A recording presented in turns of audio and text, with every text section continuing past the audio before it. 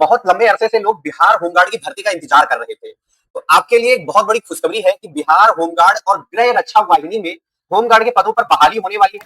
बहुत ही जल्दी आपको इसके जो आवेदन फॉर्म है बहुत जल्दी आपको देखने को मिले। आज की इस वीडियो में आपको सारी चीजें बताऊंगा कि आपका आवेदन ऑनलाइन कब से होगा और इसकी चयन प्रक्रिया क्या होती है, क्या इसमें कोई लिखित परीक्षा होती है या सिर्फ इसमें फिजिकल होता है और योग्यता क्या होती है। तो वीडियो के अंत तक बने रहिए, सारी चीजें आपको इस वीडियो में बताई जाएंगी। तो सबसे पहले मैं आपको यहाँ पे ये बताना चाहूंगा, जो कुल पद निकल के आ रहे हैं तकरीबन आपके 14,000 पद बिहार होमगार्ड के या यूं कहें गृह रक्षा वाहिनी के 14,000 पद निकल के आ रहे हैं। ठीक है, आगे और चलते हैं, देखते हैं इसके लिए चयन प्रक्रिया क्या होती है। तो एक चीज मैं आपको ये बता दूं, ये जो बिहार होमगार्ड है, बिहार होमगार्ड में आपकी जो लिखित परीक्षा है ना भाई, लिखित परीक्षा आपकी नहीं होती है। यहाँ पर सारा खेला फिजिकल का होता है। ठीक है, तो जो बेसिक योग्यता होती है, बेसिक योग्यता यानी कि उम्र की बात करें तो उम्र यहाँ पर जो लेते हैं 19 वर्ष से लेकर के 40 वर्ष तक आपकी उम्र होनी चाहिए। महिला और पुरुष दोनों के लिए 19 से लेकर के 40 वर्ष तक उम्र होनी चाहिए। योग्यता यानी शैक्षिक योग्यता की बात करें तो भाई आप 12वीं पास होने चाहिए या 12वीं के समकक्ष आपने कोई कोर्स कर रखा हो। अब बात करते हैं जो सबसे बड़ी चीज है कि भाई आधे से ज्यादा लोग नो डाउट की 12वीं भी पास होंगे और 19 से 40 के बीच में भी होंगे। अब बात करते हैं शारीरिक मापदंड की।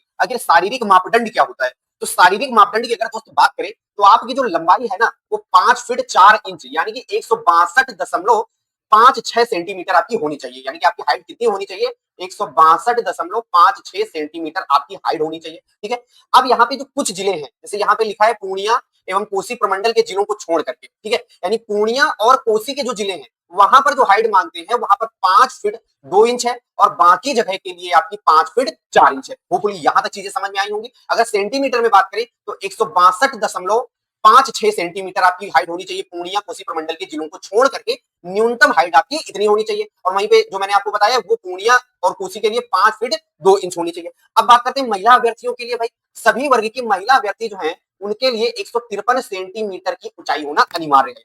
होपफुली यहां तक चीजें समझ गए होंगे। आगे अभी मैं और आपको बताऊंगा दौड़ कैसे होती है, तो वीडियो के अंत तक बने रहिए। अब देखो इसके बाद में बात करते हैं सभी वर्ग के पुरुष अभ्यर्थी यानी कि जो मेल कैंडिडेट है पूर्णिया और कोसी प्रमंडल के जिलों के पुरुषों को अभ्यर्थियों को छोड़ करके सीना जो है यानी कि पूर्णिया छोड़ दिया जाए और कोसी के अंदर जो आपके जिले आते हैं उनको छोड़ दिया जाए, तो जो उनकी सीना होना चाहिए उनका 31 इंच या 79 सेंटीमीटर होना चाहिए। यहां तक आपको चीजें समझ में आई। आगे देखते हैं पूर्णिया एवं कोसी प्रमंडल के जिले। अब यहाँ पे क्या बोल रहा था, पूर्णिया और कोसी को छोड़ करके कितना ले रहा था? 31 इंच ले रहा था। तो भाई पूर्णिया वालों के लिए कितना लेगा? तो वो ले रहा है आपका 30 इंच यानी कि 76 सेंटीमीटर।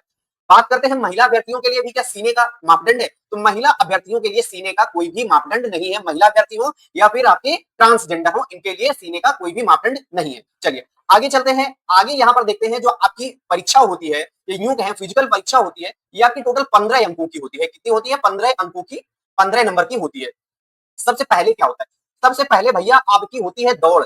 जब आप दौड़ क्वालिफाई कर लेते हैं, ठीक है, तो आगे की प्रक्रिया होती है। अगर मान लीजिए आप दौड़ एक बार में नहीं क्वालिफाई कर पाए, ठीक है, तो आपको क्या कर दिया जाएगा? वहीं से असफल यानी कि डिस्क्वालीफाई घोषित कर दिया जाएगा। तो सबसे ज्यादा जो महत्वपूर्ण चीज है कि आपको अपनी दौड़ अभी से मेंटेन करनी है। बहुत से छात्र ऐसे होंगे या बहुत से प्रतियोगी ऐसे होंगे कि वो बोलेंगे कि भाई जब बहाली आएगी, जब भर्ती आएगी तब मैं दौड़ करूंगा।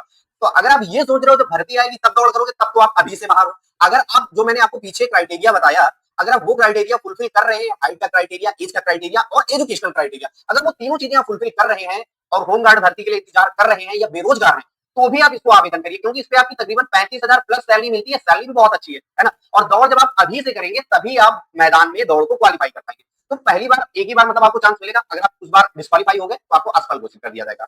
इसके बाद बात करते हैं दौड़ में जो सफल होंगे उनके सीने की माप होगी। जिन अभ्यर्थियों की सीने की माप निर्धारण मापदंड से कम होगी यानी कि जो क्राइटेरिया है उस क्राइटेरिया से कम होगी, तो उनको भी भैया यहाँ पर असफल घोषित कर दिया जाएगा।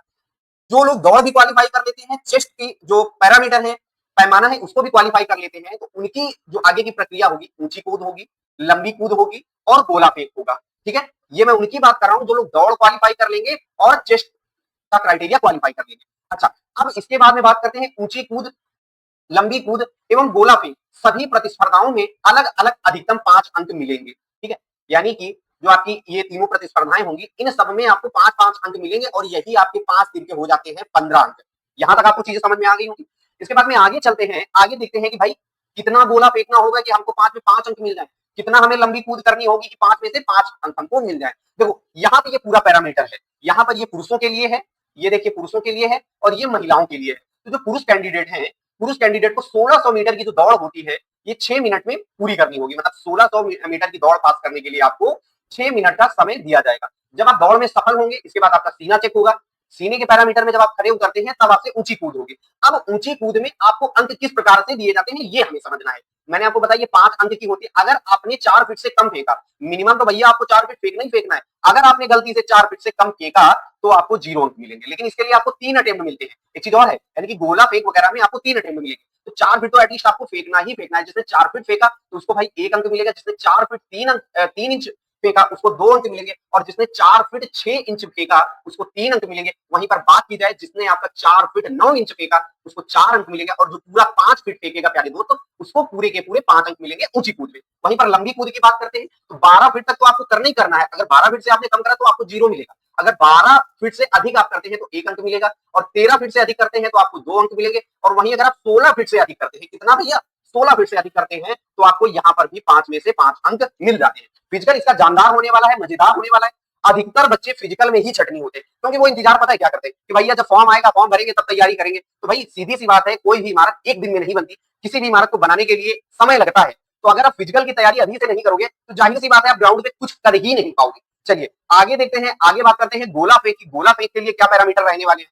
तो गोला आपको 16 पाउंड का मिलता है। कितना मिलता है, 16 पाउंड का मिलेगा, और 16 फीट से अधिक अगर आप फेंकते हैं तब आपको 1 अंक मिलेगा। एटलीस्ट गोला जो है 16 फीट तक तो आपको फेंकना ही फेंकना है, और 16 फीट से अगर आपने 1 फीट अधिक फेंका तो आपको 1 अंक अधिक मिलेगा। वहीं 17 फीट अगर आपने फेंका तो 2 अंक मिलेंगे। 18 फीट बात करें, 18 फीट से अधिक तो आपको 3 अंक मिलेंगे। वहीं पर 19 से 20 फीट तक आपने फेंका तो आपको 4 अंक मिलेंगे। वहीं पर अगर आप 20 फीट से अधिक फेंक देते हो प्यारे दोस्त तो यहां पर भी आप अधिकारी हो जाते हो 5 में से 5 अंक।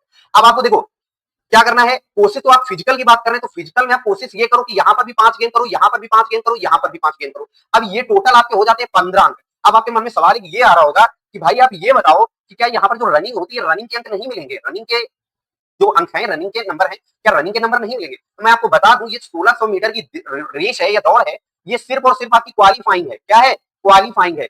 इसके कोई अंक नहीं मिलेंगे, अंक ऊंची कूद के मिलेंगे, लंबी कूद के मिलेंगे और गोला फेंक के मिलेंगे। अब यहाँ पर बात कर लेते हैं महिलाओं के बारे में और ट्रांसजेंडर के बारे में क्या पैरामीटर है। तो महिलाओं की अगर बात करें, जो भी महिला 3 फीट से कम फेंकती है तो डिस्क्वालीफाई हो जाएगी या उसको 0 अंक मिलेंगे। वहीं पर 3 फीट तक फेंकती है तो उसको 1 अंक मिलेगा। 3 फीट 3 इंच तक फेंकती है तो 2 अंक मिलेगा। 3 फीट 6 इंच तक फेंकती है तो 3 अंक मिलेंगे। वहीं पर 3 फीट 9 इंच फेंकती है तो 4 अंक मिलेंगे। और वहीं पर अगर वो 4 फीट तक फेंकती है तो वो अधिकारी हो जाती है पूरे में से 5 अंक की। वहीं पर लंबी कूद की अगर बात करें महिलाओं के लिए तो 9 फीट तक तो एटलीस्ट आपको फेंकना ही फेंकना है। अगर आप 9 से 10 फीट के मिड फेंकते हो तो आपको 1 अंक मिलेगा, और 10 से 11 फीट के मिड फेंकते हो तो आपको 2 अंक मिलेंगे, और 11 से 12 फीट तक फेंकते हो तो आपको 3 अंक मिलेंगे। वहीं पर अगर आप 13 फीट से अधिक फेंकते हो तो आपको 5 अंक मिलेंगे। लास्ट तक बने रहिए, मैं आपको ये भी बताऊंगा कि भाई फॉर्म आपके कब से भरे जाएंगे और फॉर्म को भरते समय क्या क्या सावधानियां रखनी है। चलिए अब यहाँ पे गोला फेंक की बात करते हैं। तो गोला फेंक के लिए भी आपका क्या है, 10 फीट से अधिक और 11 फीट तक अगर आप फेंकते हैं तो आपको 1 अंक मिलेगा महिलाओं को, और 11 से 12 फीट के बीच फेंकते हैं तो आपको 2 अंक मिलेंगे। 12 से 13 फीट तक फेंकते हैं तो आपको 3 अंक मिलेंगे, और 13 से 14 फीट तक फेंकते हैं तो आपको 4 अंक मिलेंगे, और 14 से अधिक अगर आप फेंकते हैं तो यहाँ पर भी आपको 5 में से 5 अंक मिल जाएंगे।